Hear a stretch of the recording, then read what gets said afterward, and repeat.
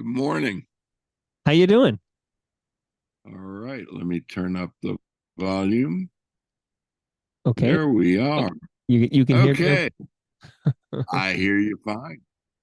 All right. Give me a second here. I got to create a file and then Yeah, we'll of dive course. into it. It'd be cool. All right. How exciting. All right.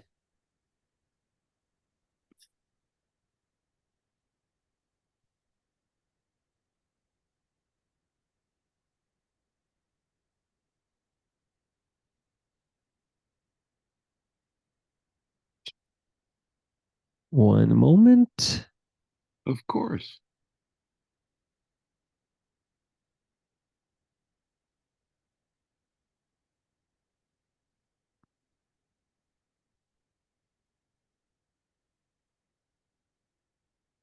Okay, so Mark, I'm going to play a little tiny little sound clip and then we're just going to chat.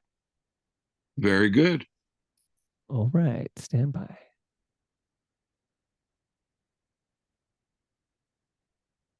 And now a different Toronto Mike podcast created for those of us with limited attention span, people who prefer small bites instead of a massive buffet. Here it is. Let's call it Micro Mike, Mini Mike, Honey, I Shrunk the Podcast. Here is Toronto Microcasts. Mark, how you doing? I'm doing well, thank you. And yourself? I'm good, thanks. So whereabouts do we find you today? I am in Nashville, Tennessee, where I've lived for almost 11 years.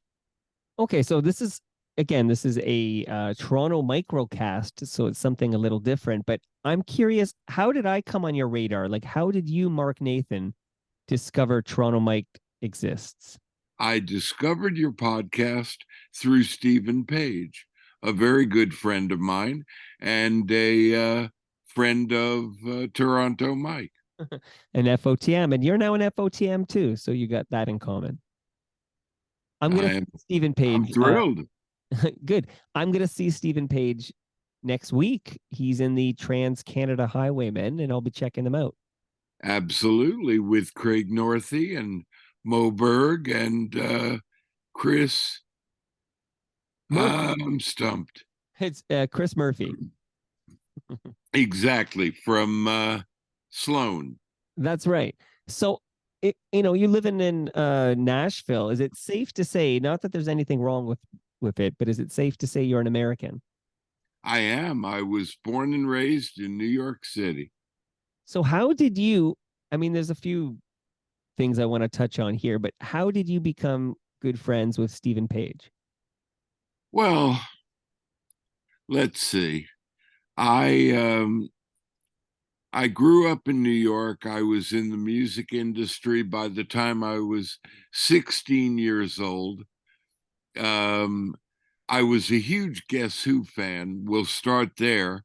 Bought 45s by Andy Kim, the Poppy Family, albums by Kensington Market, The Collectors. So I had this bit of Canadian music infused in my system. My first label gig was at a label called Ampex Records, and Ampex distributed an American label called Big Tree, who had April Wine, You Could Have Been a Lady. We just lost Miles, of course. And also a 45 by Thunder Mug called Africa. And so I learned about Canadian radio a little bit. I grew up DXing the AM dial and found CKLW. And of course, all my radio stations started with W. So when I heard a C, I knew it was Canadian. Also, a huge hockey fan. So that's the backstory. Um, my label gigs took me through Mushroom Records, where I worked Doucette and Chilliwack, then RCA, where I worked Triumph, Doug and the Slugs, and Bruce Coburn. And what happened was a radio friend named Don Burns, and Don, the late Don Burns, worked at CFNY. And I started going up to Toronto to visit my friend Don. And he introduced me to David Marsden. I really became an avid CFNY listener. And now we're getting to the part of the story where I worked for Atlantic Records, and I tried to get a job working at WIA with Kim Cook and Bob Roper. But to hire an American, a US guy, you had to prove that a Canadian couldn't do the job as well as the US guy. And so I never got the gig. But at Atlantic, we had Frozen Ghost, and I became very close friends with Rob Lanny. And we also had Blue Rodeo. We put out a Gowan record, I think. Now we're almost getting to the Stephen Page part. I'm a little long-winded. I No, I'm loving apologize. this because you're more Canadian than most Canadians, I think. This is tremendous. Well, I appreciate you saying that. I've always felt that if I believed in reincarnation, I was a goalpost at Maple Leaf Gardens in my last life. So I continue on, and it's 1988, and I'm visiting Don in Toronto, and I'm at a club, and I hear a record I've never heard before. Now, I've been a radio promo guy for 17 years at that point, right? So I hear this song, and it hits me like a hit record hits me, and I've never heard it. And I yell up to the DJ booth, "What is that?" And he yells down, "Con Can." And I'm like, "Con Can?" So I go out to a vinyl record store on Queen Street, and I buy 5 copies of this record called "I Beg Your Pardon" on a little independent label out of Hamilton. And I bring it back to the States. I give 1 copy to my boss. I keep 1 copy. And I send 3 copies to radio stations in Houston, Texas, and they add the record. And my boss is like, "What do you mean they added the record? We haven't signed it yet." And I said, "Well, you better sign it." So they signed it. It became a huge international single. We did an album, was less of a huge hit, but we sold in excess of 100,000 records. And I was on the map as an A&R guy after being a promo guy. So they moved me into A&R. Well, by 1991, I had had a bunch of success with Con Can, and then with another pop band called Lanier. They made me the dance music guy for groups like Camouflage and The Beloved, who were not Canadian. But I tried to sign a group called the Cowsills. Now, I don't know how far back you go, but the Cowsills had big pop records in the 60s, and they were the precursor to the Partridge Family. So here we are in 1991, and I've seen the 40-some-odd-year-old Cowsills, and I think they're amazing, and I want to sign them. And my boss freaks out. "You can't sign these old, has-beens," even though he loved the music. But when I told him who it was, he got indignant, and I got indignant, and he fired me. So now I'm out of a job for the first time since I'm 16 years old. I'm 36, and Atlantic has kicked me on my ass. and it's a new music seminar. And well, I'll back it up a little bit. I had recently been to Toronto and I heard a song on the radio called The Sweater by Marin Cadell. And I flipped out. I just thought it was the greatest thing I'd ever heard. And I go to the new music seminar, and there's a Canadian music panel. And I'm in the Canadian music panel listening to people talk, and they said, all right, we're going to take questions from the audience. I raised my hand, and I said, I've recently been to Toronto, and I bought this album, Angel Food for Thought by Marin Cadell. I think it's fantastic. What else is big in Canada that I should know about that the States doesn't know yet? And one by one, they went down the panel and they said, bare naked ladies, bare naked ladies, bare naked ladies. And I'm like, okay. Then this chubby guy in shorts and like a Charlie Brown t-shirt is in the room, and I look at him and I'm like, who the hell is this guy?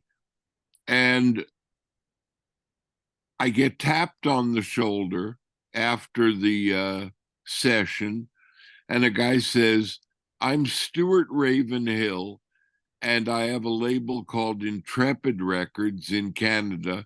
I manage Marin Cadell. I'd like you to meet her.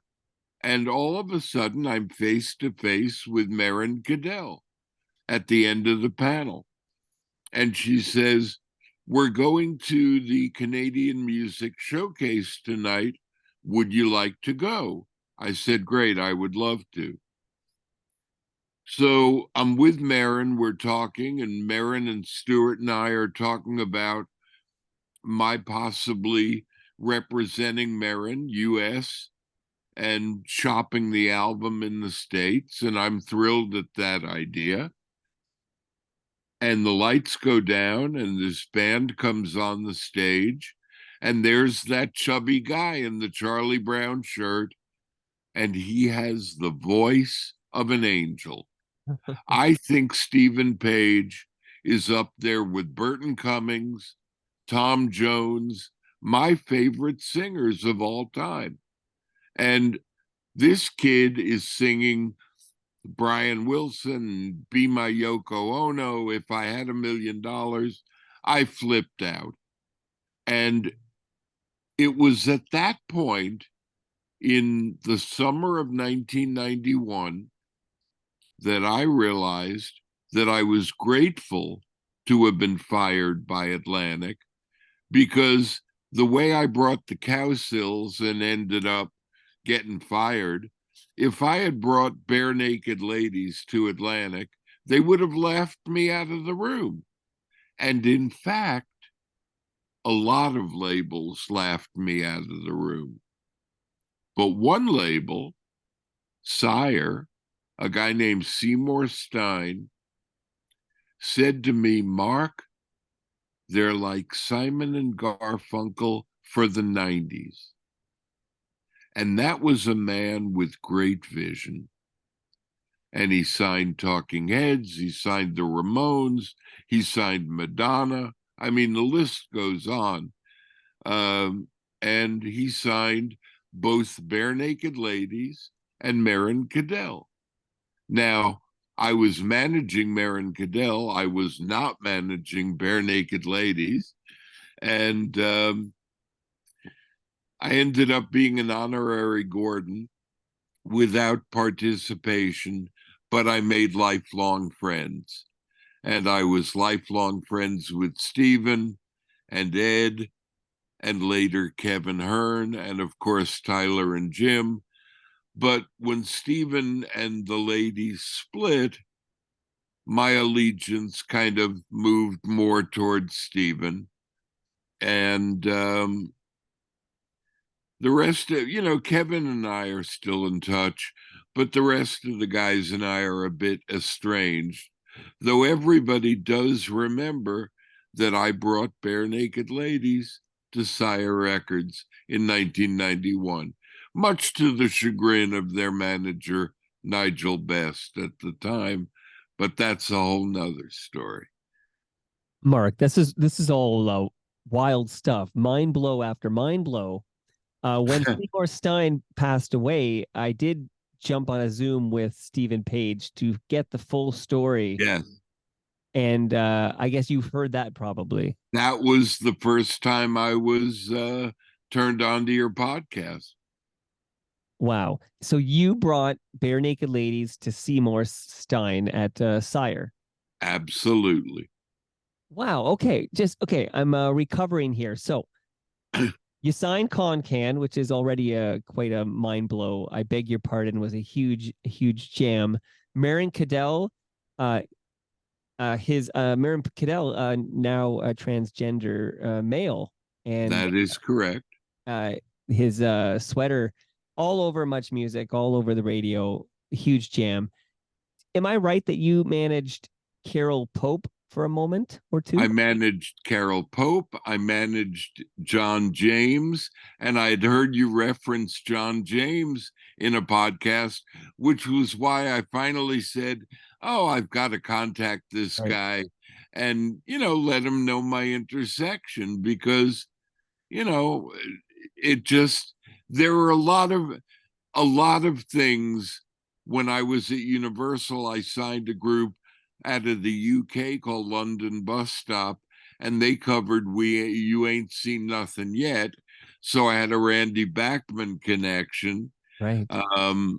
Dave Bedini and I are very close friends, so I have that connection. I'm all over the map with you, so I figured, micro or not, I needed to get myself in here. I'm glad you did. I'm very glad you did. Now, John James came up, if I remember correctly.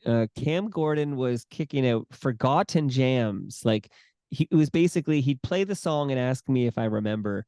And right. I had no memory of John James, and that's on me probably. I've had a few black spot. What do you call it? I've had a few glaring omissions of. Well, it wasn't a huge hit. It was kind of a secret weapon record, if you will. Okay. Do you know how John is doing these days? I haven't talked to John in quite a while, and I was looking for an email address or a phone number, because it has been at least 15 years. But I hope he's doing well. He was a very talented guy. He did 2 albums for Attic. The first one had I Want to Know, and that was called Big Fat Soul. And then the second one was Mothers of Hope, which did a little less. And that was the end of our relationship. But he was a great guy. I loved him. And how are you holding up? How are you doing these days? Well, I'm 68. I've got kidney failure, a diabetes. I'm on dialysis. I broke my ankle. I screwed up the recovery, and they had to do a fusion. So I have a steel rod in my foot. I'm a Jewish mess, but I'm still alive, and my brain is fine. It's just the rest of me is failing terribly. Okay, I'm sorry to hear all this, but I'm glad the mind is sharp, and I'm very glad we connected and I could capture these stories. I'm so glad we did this. Thank you, Mark. You're more than welcome. You know what? Let me get a photo of us. Okay, I'll count you in, and then here, let me get the set. Take these off. Sure. Okay. Okay, hold on. Let me do that again.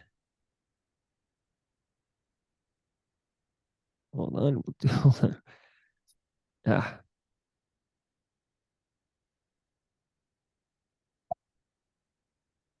Yeah, sorry. Stand by here. This is okay.